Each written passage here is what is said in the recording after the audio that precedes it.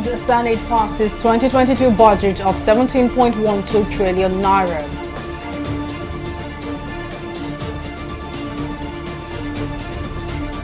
Federal government declares public holidays for Christmas and New Year celebrations.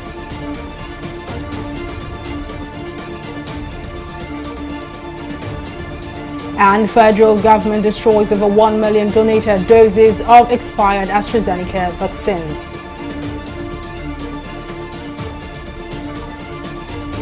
Glad to have you join us on News Now. I am Mary Kanu. The Senate has passed a 2022 budget of 17.126 trillion naira against the 16.391 trillion naira as presented by President Muhammadu Buhari. The upper legislative chamber passed the bill for third reading after the chairman of the Appropriation Committee, Senator Barau Jibrin, presented a report for the consideration of his colleagues. The Senate, while passing the bill, increased the benchmark price of crude from $57 to $62 per barrel. However, the sum of 3.8 trillion naira was earmarked for debt service, while 6.9 trillion naira for recurrent non-debt expenditure, leaving 5.4 trillion naira for capital expenditure. After the passage of the budget, Senate President Ahmed Lawan commended the National Assembly for restoring the budget cycle back to January to December. The committee hereby recommends the consideration approval of the bill for an act to authorize the issue from the Consolidated Fund of the Federation of the sum of 17 trillion 126 billion 873 million 917,692 naira only, of which 869,667,187,542 naira only is for statutory transfers. A bill for an act to authorize the issue from the Consolidated Revenue Fund of the Federation the total sum of 17 trillion 126 billion 873 million 917,692 naira only, of 5 trillion 467 billion 403 million 959,863 naira only is for contribution to the Development Fund for capital expenditure for the year ending on the first day of December 2022. Third reading taken, and the bill is hereby passed. Despite earlier threats to override President Muhammadu Buhari's decision to decline assent to the Electoral Act Amendment Bill, President of the Senate Ahmed Lawan has said the Senate would consult with the House of Representatives on how to respond to the President's letter on the controversial bill. Lawan made this known after the upper chamber rose from a closed session to deliberate on the President's decision to withhold assent to the electoral bill passed by the National Assembly.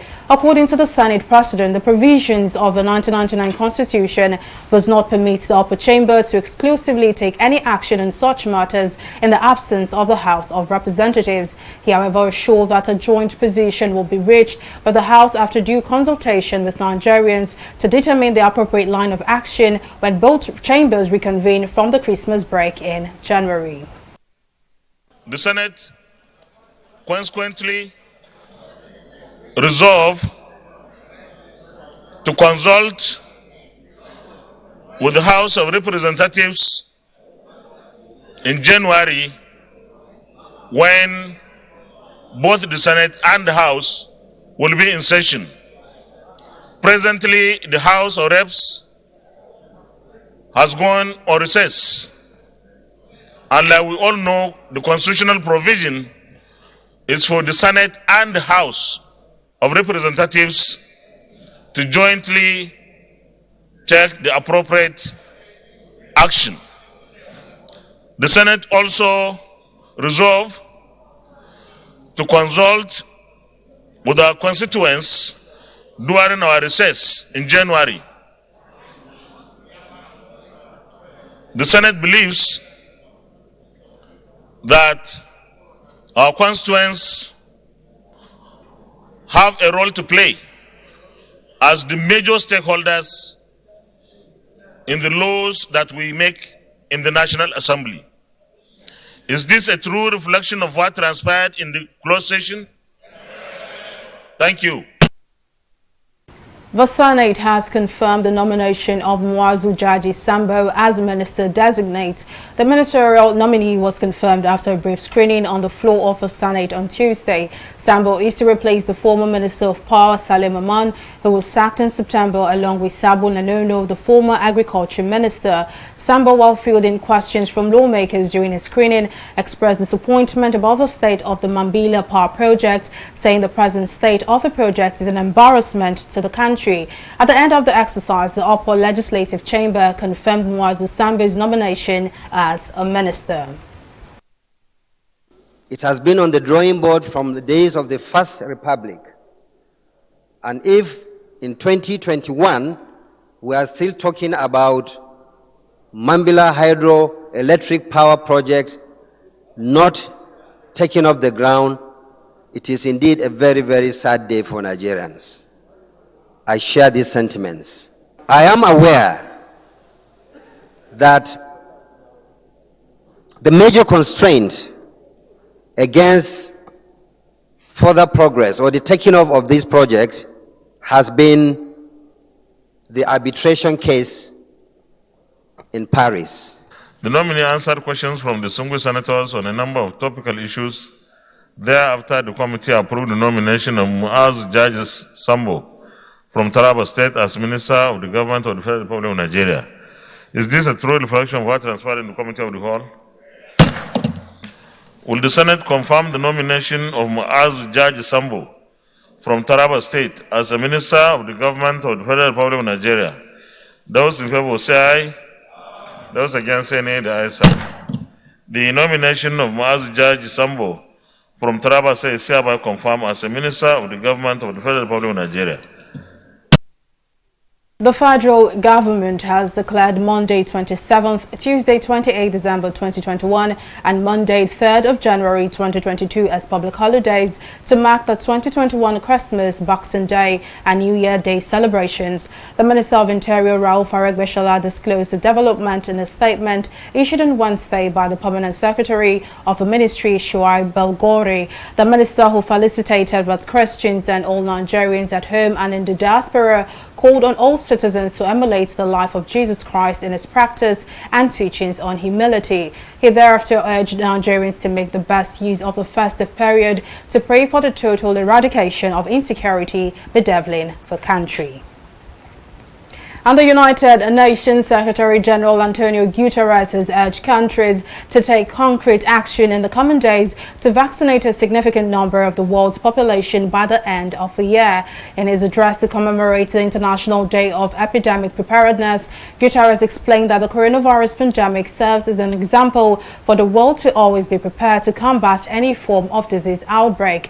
He argued that the world cannot defeat a pandemic in an uncoordinated way, urging authorities to give the issue the type of focus it deserves.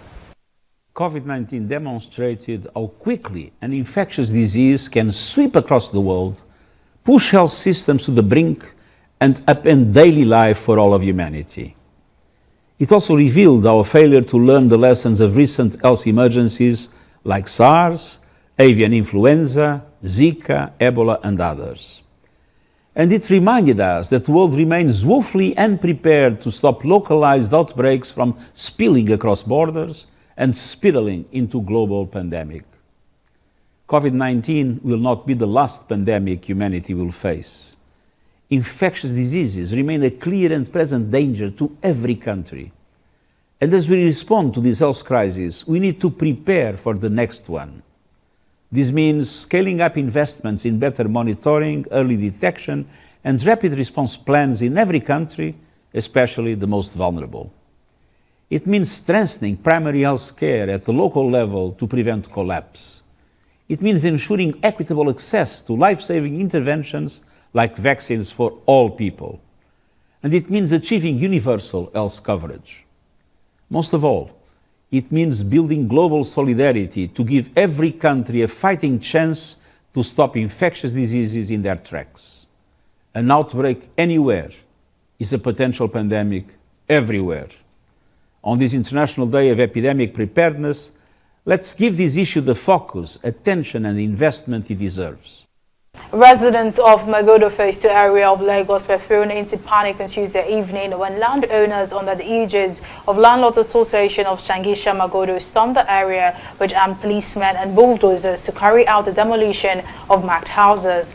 TV360 Nigeria reports that combat-ready policemen took over the area on Tuesday evening to execute a Supreme Court judgment on behalf of the landowners. The Apex Court's decision, delivered on February 10, 2012, mandated the Lagos State government to give back 549 plots to the original landowners of the area before it was acquired over 38 years ago. Amid the police siege, many residents came out of the estate's gates to resist what they described as forceful takeover and attempt to demolish houses in the area. Our correspondent Simisola Adigun tells us more in this report. The relative peace and tranquility of this highbrow neighborhood in the Magodo area of Lagos came to an abrupt end on Tuesday evening when anti-riot policemen stormed the area to undertake a demolition exercise. Residents alleged that the police officers accompanied some youths who appeared to be hoodlums into the estate to start marking some houses in the area for demolition. For years now, there has been a lingering court case involving the state government and members of the Shangisha Landlords Association. The Supreme Court, in its ruling, ordered the state government to give members of the Shangisha Landlords Association 549 plots of land as a matter of first priority in the area. Since the Supreme Court verdict, residents of the estate have been facing threats of demolition of their houses. But the landlords in the area say they bought their land from Lagos State government, adding that they were not aware of litigation on the land. Adega family, they are resorting to self-help, trying to punish us so that they can get Lagos State government to accede to what the judgment said. But we are the one that is being punished. We've not worked. Our people can't go to work. If you just go outside our gate here, you see a bulldozer there. They brought it in yesterday. To do what? To start demolishing our houses. And Lagos State government is supposed to protect us. How can they allow people to bring bulldozer to want to demolish our houses? The legal team representing affected residents expressed dismay at the turn of events, stressing that all efforts will be utilized to ensure an overturn in the judgment. I'm aware that there's a judgment between them and the Lagos State government, which asks the Lagos government to allocate certain plot of lands to them, 549 plots. As I'm talking to you today, no plot has been allocated to them. Until that is done, they cannot have any land in this estate. That judgment did not even say they should have land in this estate, as far as I'm concerned. And the writ operation they claim they have has been challenged in court. It's been set aside. That is what on the Court of Appeal now. That's what the matter we are fighting, and that was coming up in February 2022. I believe that the next step is to petition the relevant officers that participated in this raid, from the court officials that participated, to the police officers that participated, to also anybody that participated in this process. There is an injunction against the police from taking steps here. There is a pending application in the Court of Appeal on this issue of whether there is a valid writ of possession or not. So whether anybody can come and wake up, what are you saying about the country that we live in? That someone can just sleep and wake up while a case is in court and come and start writing on somebody's gate and call me police and thugs? Does the police work with thugs? That's why I don't understand. We need to identify who exactly is here and on whose orders they are here. According to records, a trial court granted an interlocutory injunction on October 19, 1992, restraining the Lagos State government from selling the land, a judgment that was disobeyed. Residents say only an intervention by the Lagos State government will solve the long-standing issue. Simisola Adigun, TV360, Lagos. And steamed bean pudding, popularly known as moi moi, is a widely eaten delicacy in Nigeria. But this delicacy involves a tedious process that takes over an hour to prepare. But an Abuja-based entrepreneur who decided to think outside the box has simplified the process of moi moi making with a ready-to-cook steamed bean pudding flour called moi moi espresso. Our correspondent Abisola Adebayo has the details. Moi moi is a popular Nigerian food made with steamed ground beans and rich spices, but this delicacy is fast losing its popularity due to its rather complicated processes of washing, peeling, grinding, and even steaming.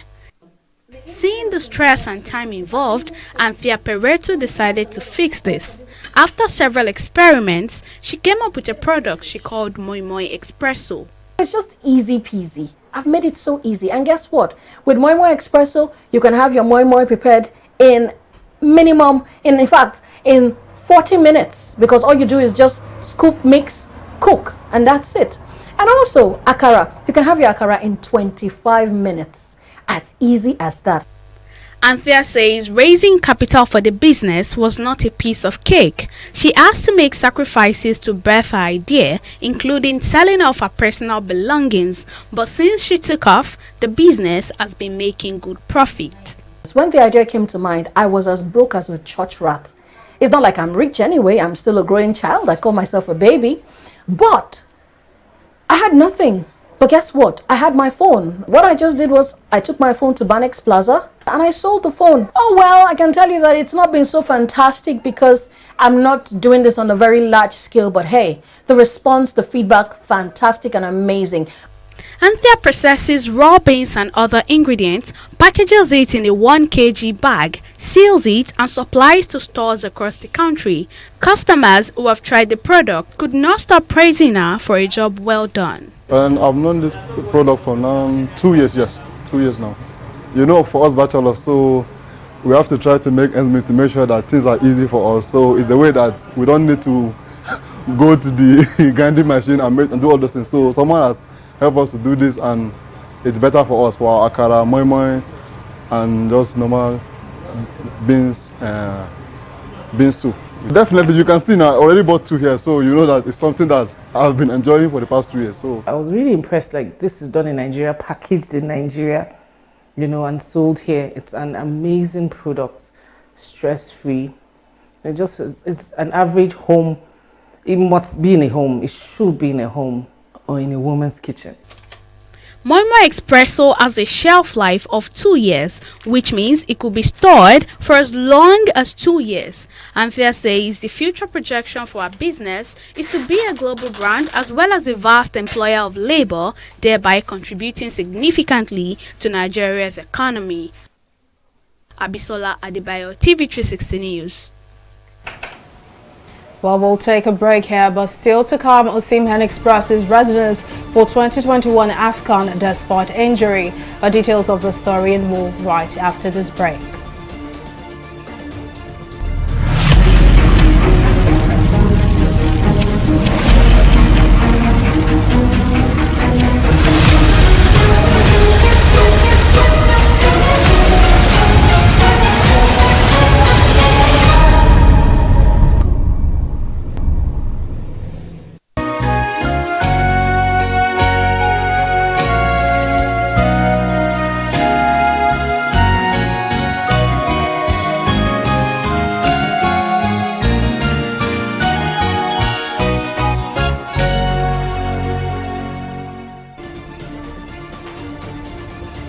Welcome back. Now here's a reminder of some of our top stories tonight.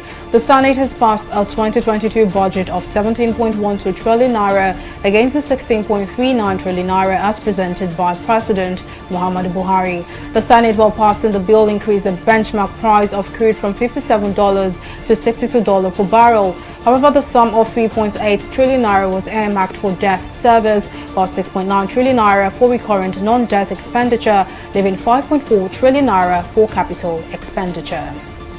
We also told you that despite earlier threats to override President Muhammadu Buhari's decision to decline assent to the Electoral Act Amendment Bill, President of the Senate Ahmed Lawan has said the Senate would consult with the House of Representatives on how to respond to the President's letter on the controversial bill.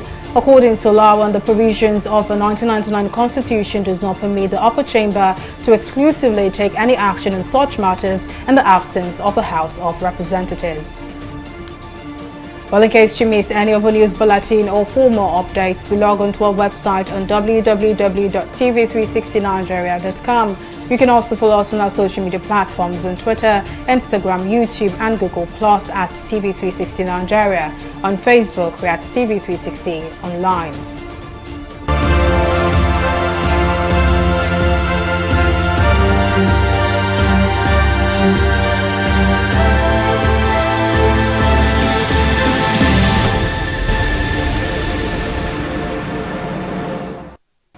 And the fourth wave of the COVID-19 pandemic is biting harder in Nigeria as the country on Tuesday recorded 2,123 fresh cases across 10 states of the Federation and the Federal Capital Territory. The latest statistics from the Nigeria Center for Disease Control (NCDC) indicates a sharp increase in the number of newly confirmed infections and fatalities as festive activities heighten across the country. Lagos State retained its status as the epicenter of a disease, contributing most to the surge in the country with 1,552 cases, while the FCT and Edo State recorded 197 and 155 cases respectively, raising the infection toll to 227,378. 4 persons also died of the infection, pushing the country's death toll to 2,989. And the National Agency for Food and Drug Administration and Control, NAFDAC, alongside the National Primary Healthcare Development Agency, has destroyed over 1,066,000 doses of the AstraZeneca COVID-19 vaccine. Executive Director of the NPHCDA, Faisal Shuaib, said the vaccines came with a short lifespan, some as short as 2 weeks to expiration, adding that it was not in the interest of a country that vaccines with a short lifespan are sent to it. On her part, the Director General of NAFDAC, Mojisola Adeyeye, said the decision to destroy the vaccines followed several testing processes conducted to protect Nigerians from being harmed. We have successfully withdrawn about 1,066,214 doses of expired AstraZeneca vaccines. We have come through in our promise to all Nigerians to be transparent in our delivery of vaccines. These vaccines did not expire before we took the decision to withdraw them. Nigerians deserve the best in terms of quality of medicines, vaccines.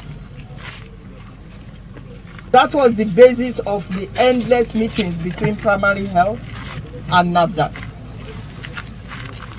When NAFDAC approves a vaccine, meaning what we have seen on paper, which is in form of a dossier, like a package of the history of the vaccine development.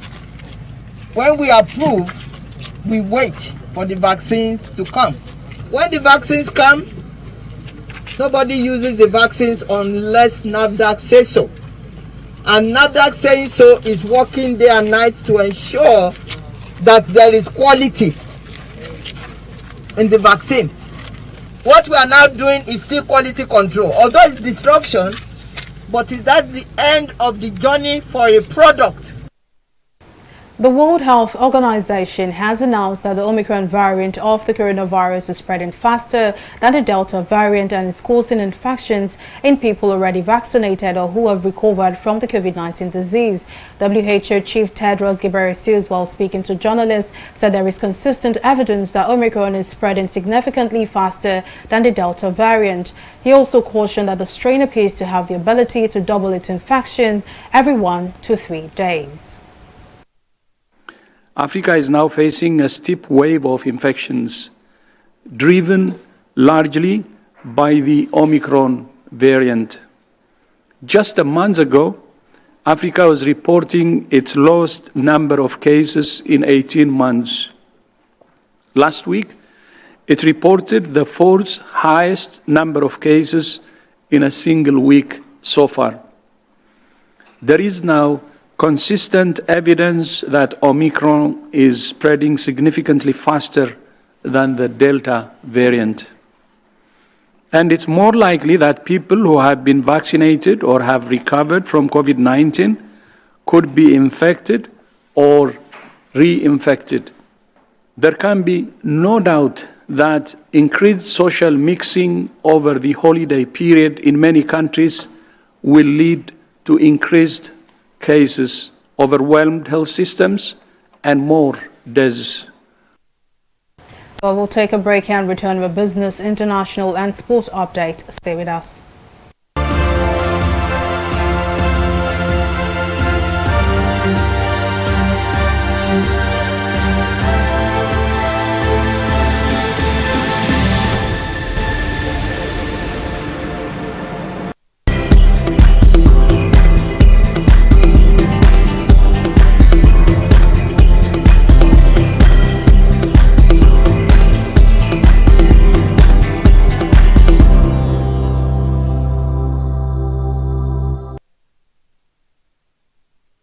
Welcome back. Simisola Adigun is standing by with business updates. Over to you, Simisola. Thank you, Mary.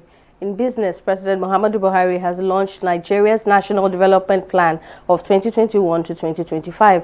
The plan, which was approved by the Federal Executive Council earlier in November, was launched on Wednesday at the State House in Abuja. Prior to the public presentation of the official document, the Minister of Finance, Budget and National Planning, Zainab Ahmed, disclosed that the new document replaces the Economic Recovery and Growth Program of 2017 to 2020. The plan, according to her, is designed to, among other things, facilitate the nation's robust development in the area of science and technology, as well as achieve its agenda on the continental and global levels. Join us again for Stock Market Review.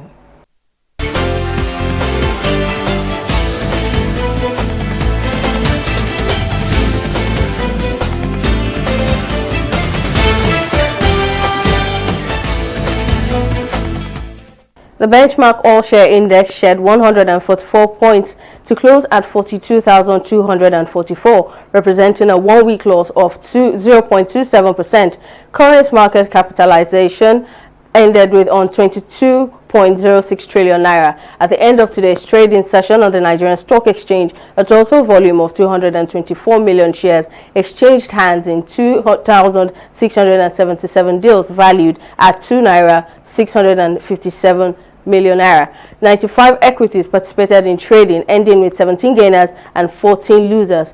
Cotics led the gainers counter with 10% share price appreciation, closing at 2.64 naira, followed closely by pharmaceutical company May and Baker with 4 naira 51 kobo, both emerging with a combined gain of 7.17 naira 15 kobo. The losers counter is led by Royalex and Lasaco, both in the financial services sector, with a combined 1 naira 73 kobo loss. Now on to select global markets. The FTSE, Dow Jones and Nikkei, all three had a field day as they maintained gains from Tuesday. UK's FTSE opened on a softer note, giving back some of yesterday's gains amid a mixed picture for broader European indices. This is the first calm moment of the week for equity markets after Monday's wobble and yesterday's recovery as Christmas draws closer.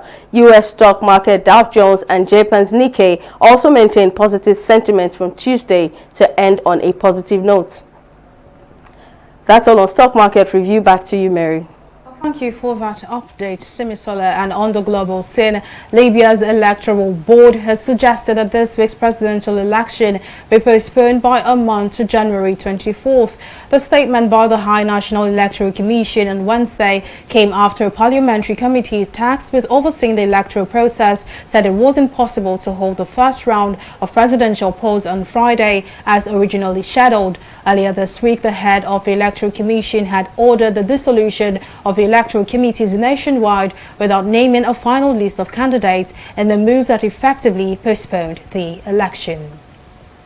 And now in sports, Super Eagles forward Victor Osimhen has confirmed his availability for the 2021 Africa Cup of Nations. Osimhen, who was injured after a clash of heads during Napoli's defeat at Inter Milan in November, underwent surgery after suffering multiple facial fractures during the collision and was initially ruled out of action for 3 months. But in a statement on social media, the Under-17 World Cup winner said he will be available for the tournament built for January 2022 in Cameroon. Nigeria in Group D alongside Egypt, Sudan and Guinea-Bissau will begin the quest for a fourth AFCON title against the Pharaohs on January 11, 2022.